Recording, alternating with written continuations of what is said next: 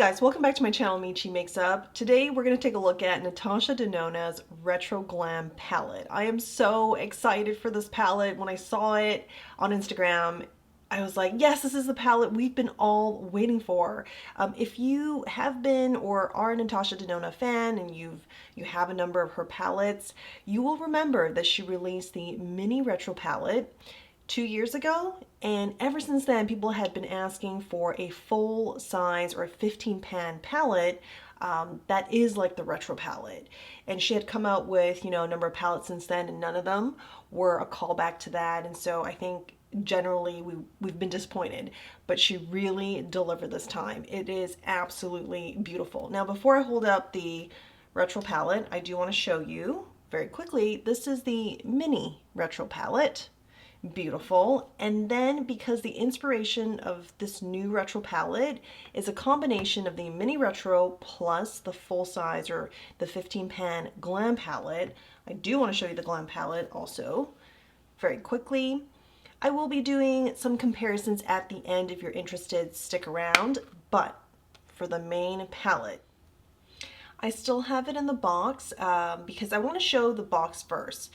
She has definitely been playing with designs, and really this is an upgrade. The box is an upgrade in design from her previous 15 pan palettes. Her meaty palettes is what this is called, and even this here is more intricate than what we've seen previously.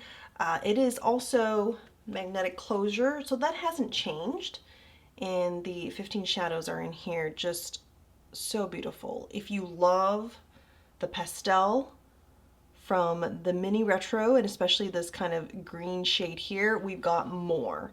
But from going in and swatching, which I've posted on TikTok and Instagram, I find that there should be enough difference between these kind of green shades, and also they're in different finishes, that you're going to be able to create different looks, and it shouldn't be muddled together. Hopefully we'll try it out and we'll see. But I was very impressed. I'm very impressed with the concept of this palette, because it is what a lot of us had been asking for based on this. But then she took the concept of the Glam palette, combined it with the pinks and pastel of the retro, and then created the retro palette with completely brand new shades, 15 new shades. I'm really impressed. It's taking something we've been asking for, and then she took her own spin, her own genius on it, and gave us something entirely brand new. So I just want to start off with that. I'm just impressed. I'm going to get into the swatches like within a minute here, but I do want to make an announcement. Rephr is having their Black Friday sale now, and everything at the store is 50% off. It is actually the best sale they've had since the inception of this company. Everything, including skincare, all brushes. I do have a number of Rephr brushes, and I do use them quite often, but brush number 4, angled blush brush, love it. I think those who are familiar with Fude, Japanese handmade brushes, you guys will be familiar with brush 22, which you can get all at half off right now. For those who are not familiar with Rephr or just getting into handmade makeup brushes, Rephr is a Canadian-owned brand, and all of their brushes are made in Kumano, Japan, handmade by master craftsmen who have been, who's taking knowledge that's been passed down by generations to create these natural haired brushes. They're really great, and I'll list my favorites below. If you're interested, you can click through the link and take a look at what might catch your fancy at the store, but I just want to say 50% off, so that's a great deal. Okay, on to the swatches. I'm going to start with the first row here, and then we'll move down. We have first Flare, a sparkling metallic vintage rose with a silver shift. And I'm going to smooth that out a bit. Followed by Jazzy, a metallic dark cool brown. And let me smooth that out. So far, swatches are looking good, easy to diffuse and smooth out with the finger. And then we have Oscar, which is a metallic light medium vintage champagne. So this one is really smooth, beautiful. And then we have Evergreen, which is a matte cream powder, medium dark sage green. That is very descriptive. So before I smooth this out, I do want to come closer and show you. And a lot did come off my finger, so I think, you know, this cream to powder is delivering here so far for the swatch itself. Then we have Marlin, which is a metallic light medium sage green. That's not a very good swatch, so let me go back in here. So this is the only one where I'm going to do two because it's just angled really oddly, but it is very smooth. Even the first time when I did it like this, it's very smooth. Next is Maxi, a metallic medium dark warm taupe. It's beautiful. And yes, the taupe, you see a bit of purple in it. Really, really pretty. And then we have Sage, a matte medium sage green. A lot of sage shades on this palette. So far, anything that has the word green in it as a description is a sage green. Then we have Holly, a matte light neutral rose. Now you guys can see this kind of flaking or dusting off, like the kick up. And then another matte shade after this is going to be Fringe, a matte pastel sage green.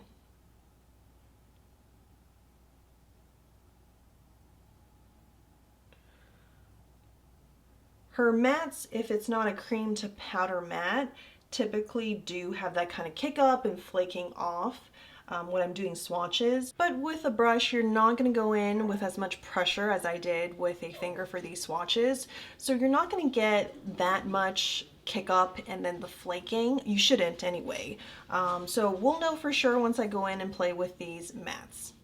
And then Faye is a matte medium muted clay. Not very smooth, but I'm just gonna go in here and run it through again. So this shows me it's going to diffuse beautifully. So far swatches are looking good. Then we have Flutter, a sparkling light champagne pink. And it's more, you see the pink undertone, but it is a very bright shade, so it's definitely more sparkling champagne than pink, I would say. And then here's Lucy, a matte light limestone. Paladin, metallic pastel sage green. So smooth it out a little bit more. And you can't really, it's so bright. I can see the green undertone, but it is so bright that it almost looks very similar to this, but this is definitely cooler, and that is indeed more champagne, and there is that pink undertone. And then for our second to last shade is going to be Belle, a matte medium dusty rose. And I'll smooth it out. Our very last shade is going to be a metallic medium dark muted forest green, and this shade is called Oz. It's beautiful. It's a very beautiful shade. Probably just from swatches alone, I would say this one is one of the most eye-catching shades, or most interesting once you swatch it. And there are a lot of sage greens in this palette. No complaints though, they're all different from each other. This shade here is, what is this one called? Lucy. So as you can see, it's kind of hard to distinguish from, from my skin tone. I think it's going to be one of those like buffing shades. And I am a little bit apprehensive because Faye right up here is many shades darker than Lucy. But I feel like these two may be muddled together on me. We'll see. No complaints, but just an observation I've made from the swatches. So I'm going to get into creating a look. We'll start with the right eye first. I'm starting with Lucy and placing that all over the lid.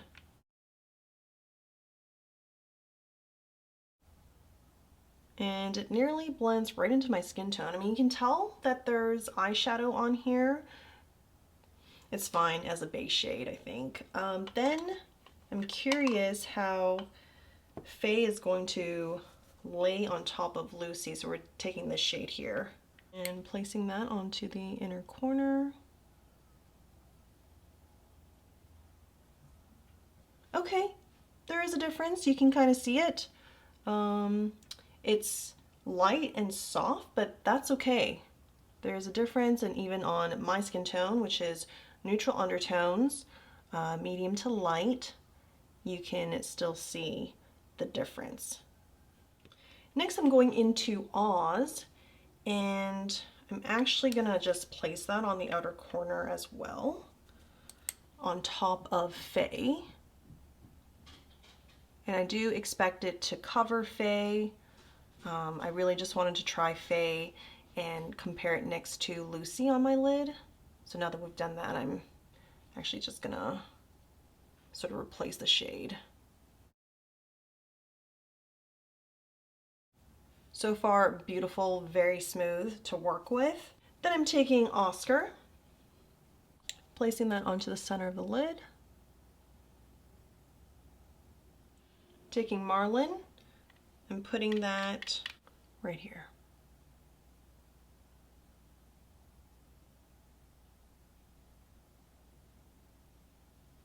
Since I covered a bit of Oscar, I'm going back in.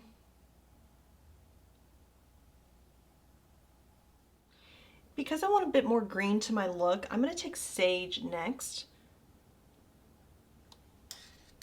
And I'm going to place it right here onto the crease.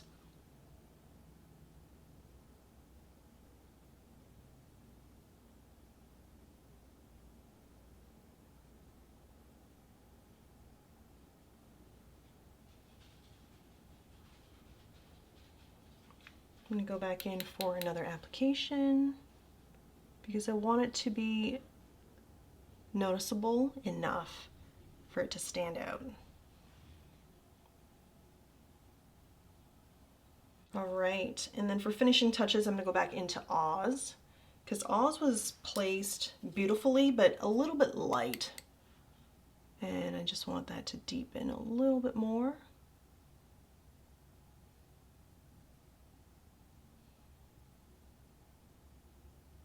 And I'm putting Paladin onto the inner corner.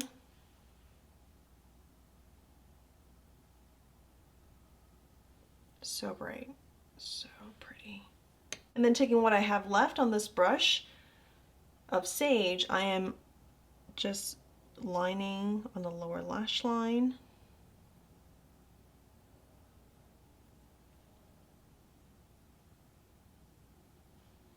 Moving on to the left eye, we're going to do a completely different look. I'm going to start with Belle, and I'm putting that all over the lid, but I'm going to try to not have too much of that on the crease. Then I'm taking Maxi and putting that, or packing that on the outer corner.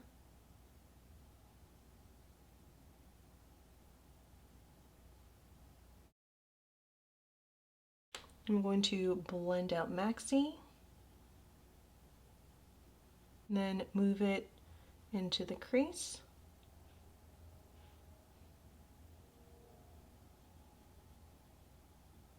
And then taking Flare, placing that right below, and then moving it into the center of the lid. Next, I'm taking Holly, and I'm placing that on the crease just to give me a bit more pink, like a softer pink right above this concentration here. And then I'm going back into Flare because I think it can stand out a bit more. And I'm focusing on the center here. I've wet this brush, by the way, this is Rephr's 03. I really love it for inner corner, but also for other types of detail work. But I've wet the brush, I'm going into Flutter, and I'm going to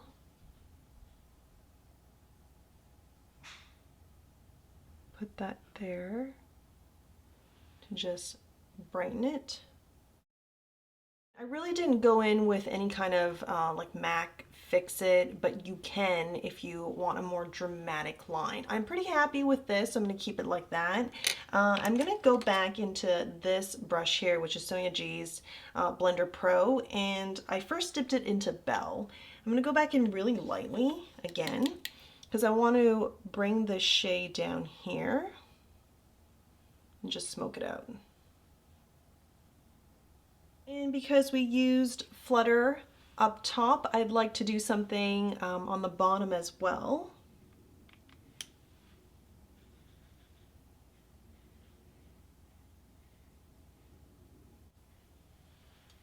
And it's subtle, but I'm happy with it. Some coordination between top and bottom. So these are the two looks. I'm gonna go in now, put some mascara, and then we'll come back for the rest of the face. For cheeks, I'm taking Natasha Denona's Glam Palette, light, and we're taking this cream blush here. I'm also using Rephr's Foundation Brush 31. It actually does an excellent job with these thicker, heavier cream blushes because it picks up not too much product, and then it places it just perfectly on the face, not too much. This is very pigmented and it's very easy to go heavy hand. So just kind of stamping it around does the trick. And because it's angled, really easy to just do that. And it gives you this like lifted look with your blush. And then for highlighter, I'm going to go in with this Koyudo brush, just really lightly, and add some right here.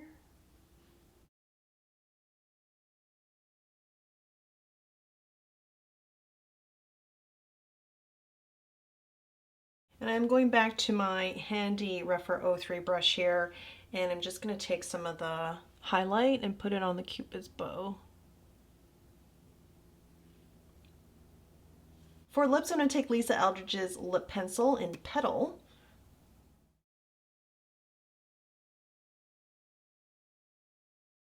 And then taking Natasha Denona's I Need a New Lipstick in the shade Amorosa.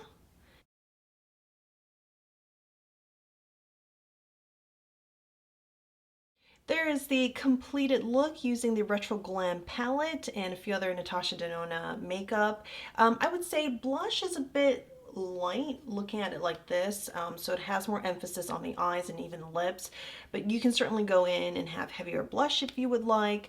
I really like this palette. We tried, let me see here, we tried all of the matte shades, except Fringe, actually.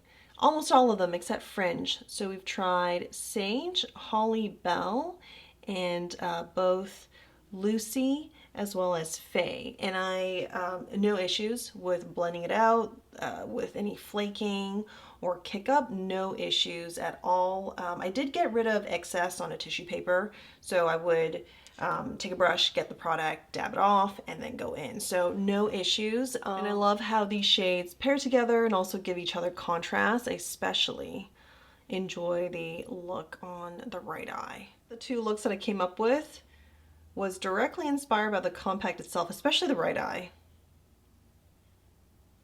And then here. Well, let's get into some comparisons using the Glam palette and the Retro Mini. So let me hold up once again the Retro Mini and the Retro palette. The pastel and pink inspiration of this Retro palette comes from the Mini. There are no repeated shades, but I do love, or actually I would like to show you these three shades here and how it compares to some of the sage greens, as well as the metallics we have from the Retro palette. First we have Pixie, and then Vintage Taupe, followed by 60s. And Vintage Taupe is kind of a mix between this shade here, Jazzy, and Maxi. but it's neither actually. This shade is warmer and deeper. This one here has a very noticeable kind of purpley undertone to it, whereas this is cooler and more silvery in that reflection. In terms of Pixie, really no pinks that are similar. I think we have two of the pink mattes and then this flare here, but nothing of this kind of soft glittery pink. We have the champagne shade that has a pink undertone, but it's much cooler and less pink. So there's quite a bit of difference actually in the Mini Retro palette versus what's on Retro. This is a really nice shade here, 60s, but all of the greens we see is like sage green, and this is more of a swampy military green, if you will. And I do like that change, that we're seeing just something completely different. Then we have the Glam palette and Retro palette side by side. Not much similarities, maybe in one matte shade and one metallic shade.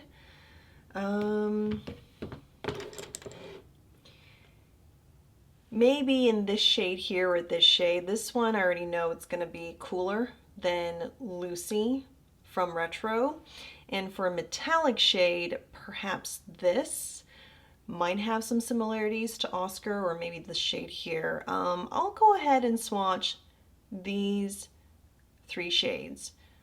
And what's notable with the Glam palette is the names are all, they're actually placement of where you're recommended to put these shadows. So this shade here is called Transition, and then these two shades, which is this one and this one here, they're both outer eyelid, so we don't have original names. And this was something she was, I think, just testing to see, because they're more instructional than being fun, creative names. And she did this once and then quickly moved on from it, so I don't think the reception was really that great, although this palette is well loved. Many people love this palette.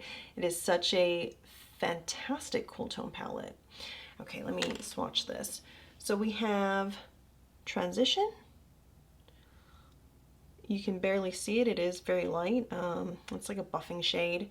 And then we have first outer eyelid shade, followed by second outer eyelid shade. Let me smooth that out. And I'll do the same thing here. I want to say the metallic shades on the Glam palette swatches smoother than what we have from Retro. I'm not going to make a statement to say that these are better quality because of that, but it is noticeable as I'm going in. And it's been a long time, it's been a while since I've gone into the Glam palette, so I can't really say, oh, you know, the metallics are so much easier, they kind of swatch on forever. But I do want to just give a shout out to the Glam palette. I think some of you guys would want to know that. And in terms of the two outer shades, I think it's a lot cooler and not as deep compared to these two. I think these two shades, while finishes are the same type of metallics, they're meant to play better with the rest of the shades on the Retro palette, whereas these two is way more complementary to the Glam palette. And I know that sounds really obvious, but that's probably the best way to describe it, just because of the way that how cool they lean, those two shades we just looked at. Well, that is my demo and review of the Retro palette. I think this palette is beautiful. It is the palette that really grabbed my attention. I think I did not get, you know, some of the recent Natasha Denona palettes, but this certainly is very exciting. I love the look that I created. I think right eye more so than the left eye, although it was fun to play with this shade here. Again, it's called Flutter, and if you go in with a medium to make it more of a metallic, I think that's possible. You could do more with it. And yeah, I just really enjoy it. I think she did something really cool. Again, taking two popular, well-received palettes, combined the two ideas, and then came up with 15 new shades.